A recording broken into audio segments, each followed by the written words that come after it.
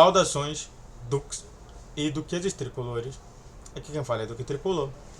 Para mais uma análise de o que eu não falei do jogo entre Fluminense e Flamengo. O jogo esse válido pela 15ª rodada do Brasileirão.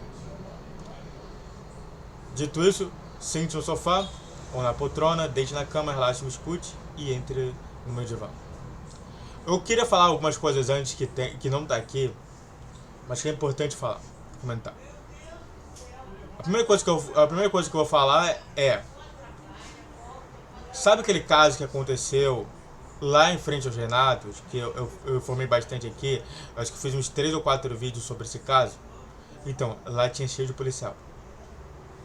Sabe, precisa acontecer primeiro o caso, mesmo que se estudasse um pouquinho, já saberia justamente de onde que acontecem os crimes, para depois ter policial. É sempre assim. Então a primeira coisa que eu vou falar é justamente isso. Foi um extenso policiamento de 6 pessoas, para mim não precisava de 6, 2 já estava de bom tamanho, mas tudo bem. A outra foi justamente sobre a homenagem a Santos Dumont. Sinceramente mesmo, eu fiquei tonto. Tanto que eu cheguei em casa, só fui fazer mesmo o vídeo, eu não sei nem como que eu fiz o vídeo do pós-jogo. E fui dormir, cara. Eu não consigo fazer mais nada além disso. Realmente a velocidade supersônica atinge, dói muito os ouvidos. Minha mãe tá com o ouvido doendo até hoje. Então, até agora, para você ver, um dia depois, é complicado. Dito isso, Fábio, primeira personagem é o Fábio. Fábio que realmente vem agarrando muito bem. Diversas vezes ele vem realmente demonstrando ser um ótimo goleiro. Foi uma das melhores contratações, se não a melhor do Fluminense. Na minha concepção, é até melhor do que a do Germancano, do João Ares e por aí vai. Mas realmente no lance do gol, entre aspas, do Gabigol, do Gabi, né? Eu acho que ele falhou, tá? Eu acho que ele falhou, eu acho que ele poderia ter se movido um pouquinho mais pro lado, entender do que o Gabigol ia fazer. Então me preocupa, tá? É só um ponto de preocupação minha. Keno e Léo Fernandes. Eu tenho certeza que o Diniz não vai colocar o Keno mais, nunca mais, por conta da última atuação do Léo Fernandes. Que aliás foi uma péssima escolha do Diniz, tá? A substituição do Keno, do Ganso pro Léo Fernandes. Porque o Ganso, ele fica mais no meio. Ele fica muito mais centralizado na hora das bolas. E o Léo Fernandes, ele não gosta disso. Ele gosta de participar ali na meio do lado de campos. Então, eu acredito que o Keno é um ótimo jogador. Se realmente disputar a vaga com o Léo Fernandes, os dois vão ter reserva de luxo. Isso eu fico mais tranquilo. Sabe, uma coisa que eu sempre fico meio intranquilo é justamente quando o jogador X não tem reserva de luxo. Por exemplo, o Cano não tem reserva de luxo. Tem um Lelê. Acabou. Que significa muita coisa? Não. Mas é isso. O Keno, ele vai ter o seu reserva de luxo, ou o Léo Fernandes vai ter o seu reserva de luxo. Mas que se jogue na ponta, não se jogue no meio, tá? Eu não quero ver mais o Diniz trocando o Ganso pelo Léo Fernandes. Falando em Ganso, o Ganso e o Danielzinho. Danielzinho até agora não foi testado. Não sei por que motivo. Aliás, foi uma surpresa ele ter tirado o Ganso para colocar o Léo Fernandes. Foi uma ingrata surpresa. Por quê? Não é por conta do jogador em si, mas porque o papel do Ganso é armar. O papel do Ganso é contemporizar o jogo às vezes. É olhar um espaço vazio que ele mete a bola. E eu entendi que realmente o Léo Fernandes, ele não é um cara desse tipo. Ele é um cara que vai achar espaço pra fazer chute, pra tocar pro goleador, que é o Cano. Então, tipo assim, não. Caraca, eu tô com... Desculpe, gente,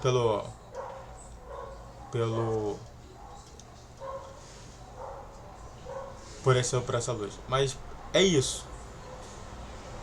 E aí eu entendo, né, a contratação do Danielzinho. O Danielzinho pro Diniz é o quê? Ele é volante? Sendo que no Bahia ele jogava como 10. Ele jogava como um cara que armava o time do Bahia. Quando estava lá, ele jogava muito mais à frente dos dois zagueiros, como armador. Vamos observar somente do que ele vai querer, o que ele vai observar sobre o Danielzinho, sobre o Ganso e sobre o Léo Fernandes. Dito isso, se inscreve no canal, faça o triplo C que curte, comente, compartilhe, rede social de criação de vídeo, todos os dias 10, 12 e 20 horas. Pix na tela se você quiser me ajudar com qualquer valor. E YouTube Live todos os dias às 21 horas, tá bom? De segunda a sexta. Sempre vou formar o tema, então junta lá que a gente vai conversar bastante sobre os temas. Dito isso, André Martinelli foram até bem, mas eu não gostei muito da postura dele de tentar pegar a bola diversas vezes, sabe? O time do Flamengo é extremamente qualificado. O time do Flamengo sabe justamente pegar a bola e driblar diversas vezes. E de fato, esse André Martinelli é uma dupla boa. Só que eu não gosto, eu não tô gostando mais disso. Quando o Alexander estava jogando, a gente vê justamente que existia duas diferenças entre os volantes. Que era um volante mais paradão e um outro volante mais de mobilidade. O que a gente não vê em Martinelli.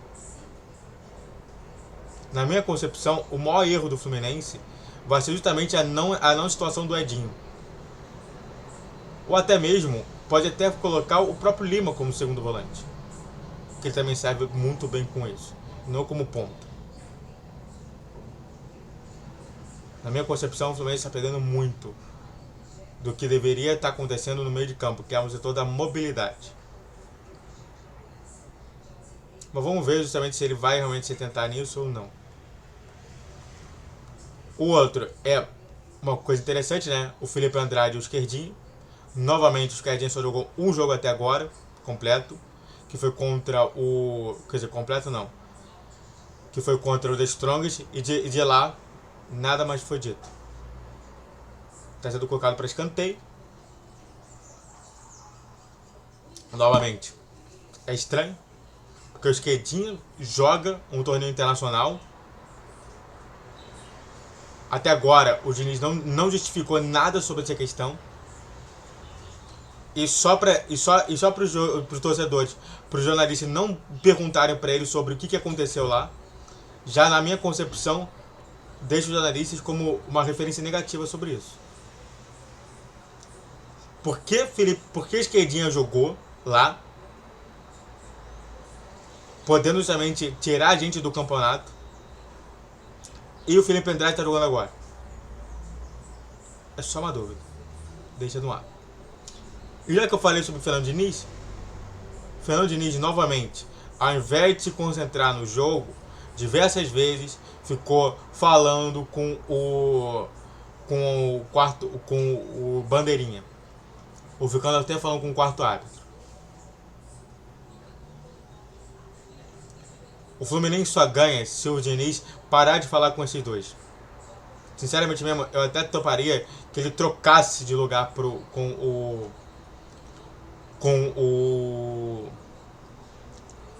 João Sampaoli.